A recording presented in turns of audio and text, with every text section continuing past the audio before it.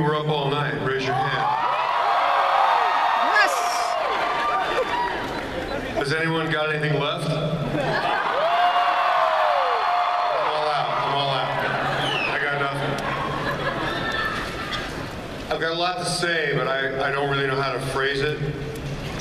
There's like a guy here who's got a notepad. He's gonna ask questions. Let's let him do his thing. Let's not mess with him, okay? It's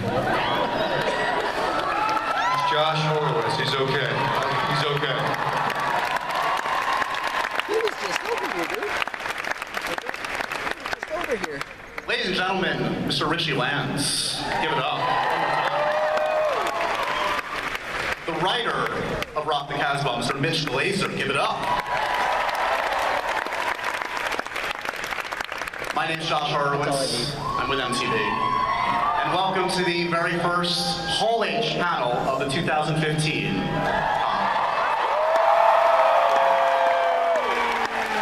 Richie, obviously I work at MTV, so I know your career really well, but for those that aren't so familiar with it, can you educate us a little bit about who you are and what you've done?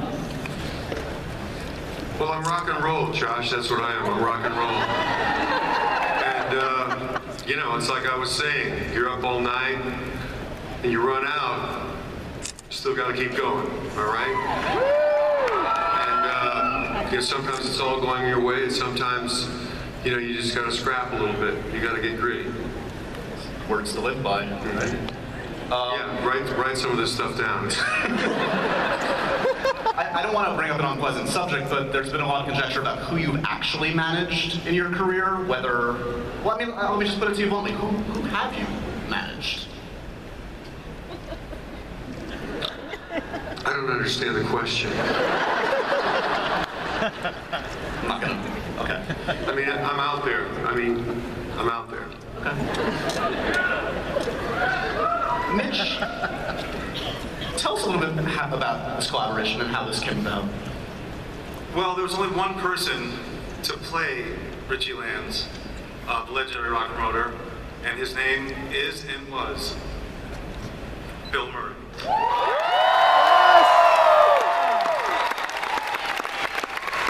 Ladies and gentlemen, I think we have to give a proper Comic-Con welcome. The very first appearance at Comic-Con for Mr. Bill Murray. Give it.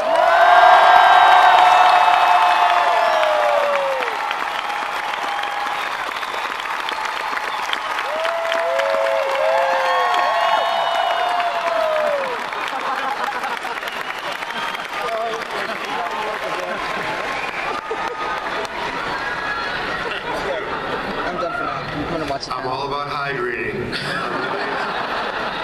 I mean, if you want to stay at the party, you gotta hydrate. You know, there's gotta be balance. Got to be. I mean, we started the morning with some bagels and some tequila. But then, water. Okay, then water. A rookie mistake to skip the water. It's a rookie mistake to skip the water. Yeah, amateur night. Okay.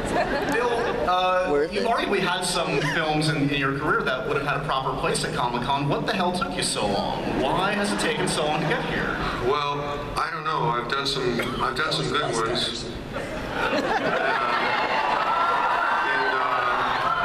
I've done some comical ones, I guess, and I've done some that I maybe should have been convicted for. So, you know, I feel like I fit in. I feel like I could fall down in any one of these aisles right here and be left alone until I awoke. This crowd will take care of you, should anything arise, I think. Mitch, you go a ways back with Mr. Bill Murray, I know. Let's give it up, by the way. Every Christmas time, a lot of people watch It's a Wonderful Life. I watch Scrooge. Mitch is a co-writer of that amazing film that Bill starred in. That was your first collaboration, correct? Yes, that was the first thing Bill and I ever did. They wrote together professionally, but we'd met years before up at Saturday Night Live. I was up there with friends and met Bill. He was introduced to me by John Belushi as the new kid, Bill Murray. So it goes back a ways. And But yeah, Scrooge was the first thing, but his actual best work was he sang every verse of Brandy, You're a Fine Girl, at my wedding. I mean, there's still people at the wedding waiting for Dan, I think. But we some that don't want it to end. Come on, Looking Glass, everybody. It was great.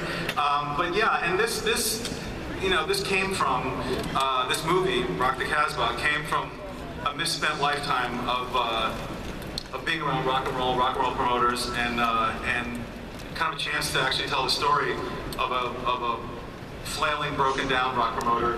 And I don't know if you guys remember, but there was a moment early on in SNL where Bill played a character called Jerry Aldini, which was kind of a sleazy rock guy who always was on the backstage list and stuff. And this character is Aldini 3 or 4 decades later, and it hasn't gone well, unfortunately.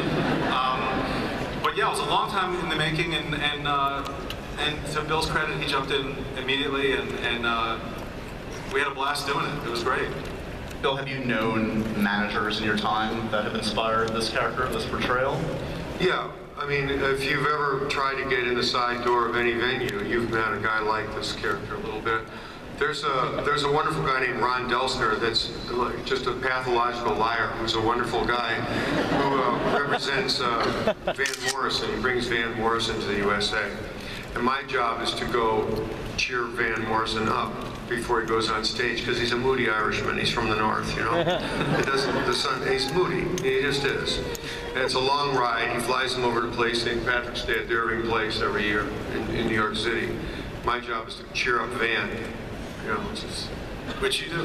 Which I do, but it's kind of hilarious. He looks like he's a hockey goalie, you know, and he's a growler.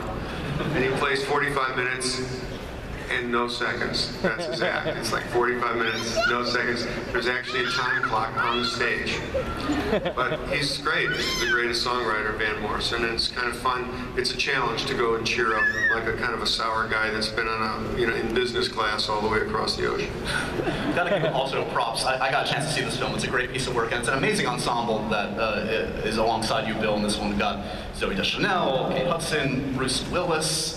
How does a cast like that come together? I mean, is that something, Bill, where you're calling folks up, or you, Mitch? No, it really is. It comes down to Bill. I mean, Barry Levinson is a wonderful director.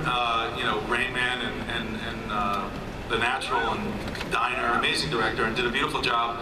But I mean, if we thought about it, my producing partner here, Steve Bingus here, is that once Bill is doing it, people kind of gravitate to the idea of the movie, and Danny McBride and Scott Kahn, and there's a generation, particularly of young comic actors who, came over for basically nothing to do the movie, and we had a great time together. I mean, Billy had a party bus with disco lighting in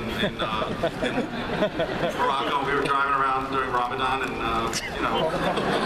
making friends. There's no traffic. It's a good time. It really Bill, when you're walking around like Morocco, is the reception different than, say, San Diego or New York or LA? You get a lot more salam alaikum.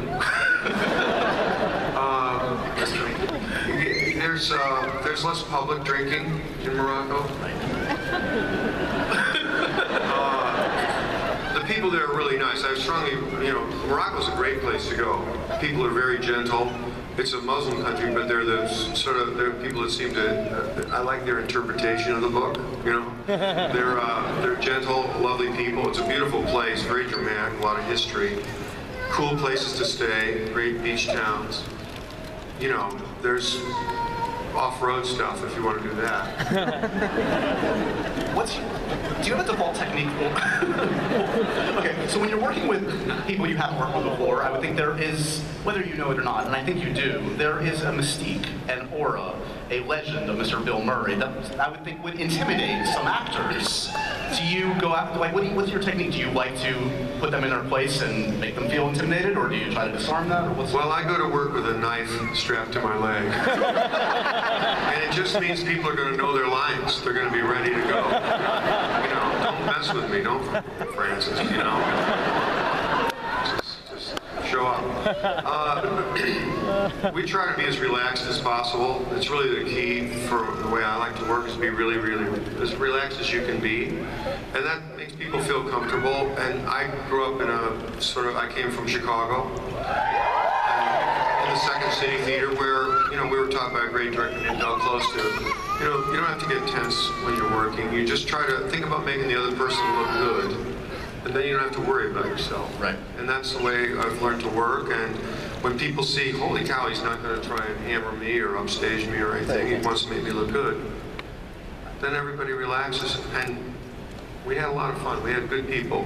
I mean, Dan McBride is just an insanely crazy, talented guy. He's really wonderful. And the girl, Zoe Deschanel, was really, really, really good. And Kate Hudson was awesome. She was spectacular. And Bruce Willis, in the role of a lifetime, we own him now. He had so much fun, we own him. Yeah, he seems to be in an altered state in this film. That's kind of frightening. Yeah, I don't think... And in life. He had a really good time with him. You know, it was fun working with him. I got to work with him on Wes Anderson's movie, The Moonrise Kingdom, and we had a good time together. It turns out we have an ancient history that I wasn't aware of, that he was aware of, so we get on great. Wait, what's the ancient history? Well, when I was on Saturday Night Live, Bruce was a page, which means it's sort of like it's a job you take where you're kind of a slave. It's like an intern slave. And his job was actually to refill the M&M and peanut bowls in the actors' dressing rooms. And years later, after a few tequilas, he said, "Only you and Gilder were nice to me. You were the only one." And so, but he's all right. He's okay. We had a fun time. Like I say, Morocco, I'm just saying, it's reasonable, it's thrifty. You know, it's not exactly like sleeping underneath Petco Park, but it's pretty good. Is that where you're staying tonight? You're staying underneath Petco? You gotta move on. You can't stay in the same place every night, you know what I'm saying? Am I right? You can't sleep in the same place every night. About this collaboration, I would think a lot of directors, a lot of writers write parts specifically for you, and that can be great, and that can also be terrible.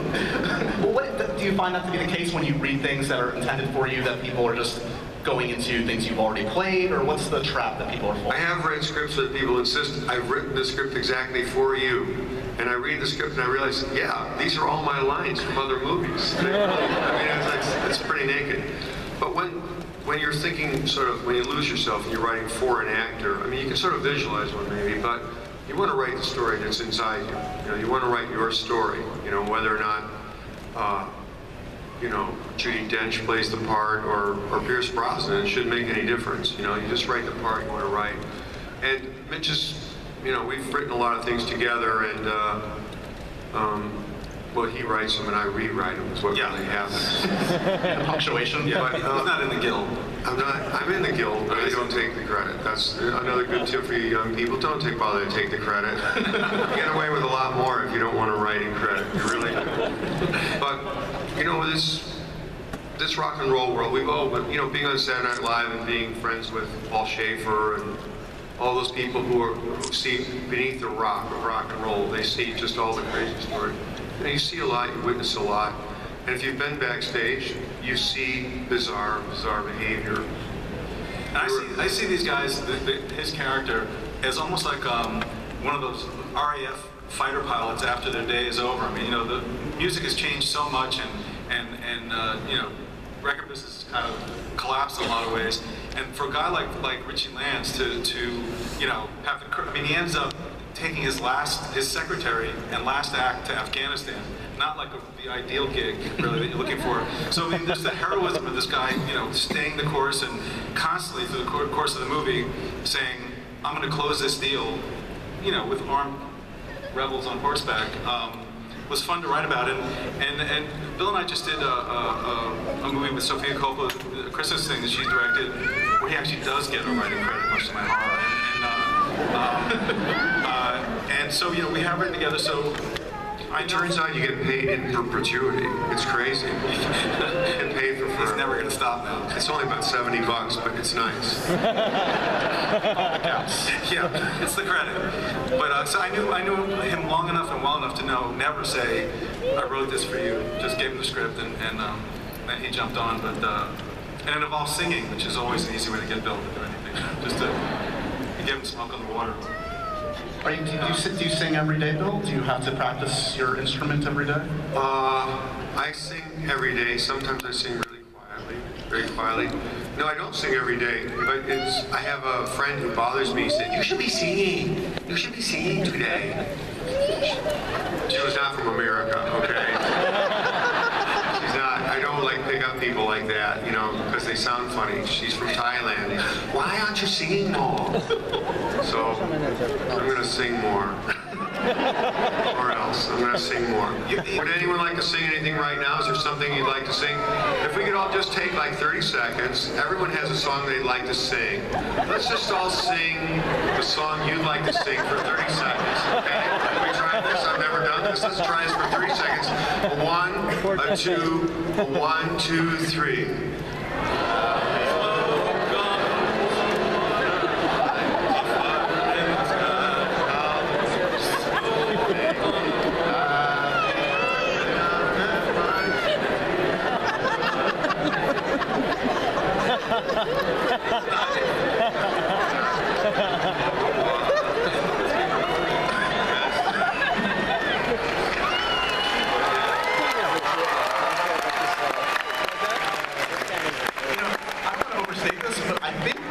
Invented a new art form, like an actual a